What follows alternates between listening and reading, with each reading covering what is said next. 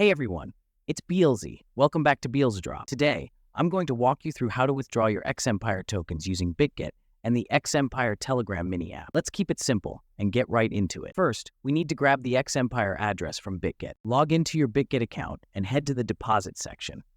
Type X in the search bar to find X Empire and copy that wallet address. Easy peasy. Next, let's switch over to the X Empire mini app on Telegram. Open up the X Empire mini app and select Bitget as your exchange. Now, paste the wallet address you just copied from Bitget into the app.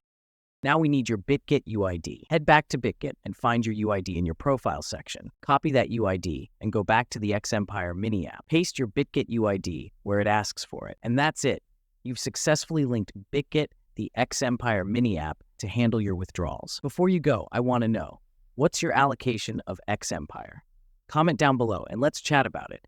If you found this helpful, hit that like button and subscribe for more easy guides. Thanks for hanging out with me. Catch you next time. Belzy.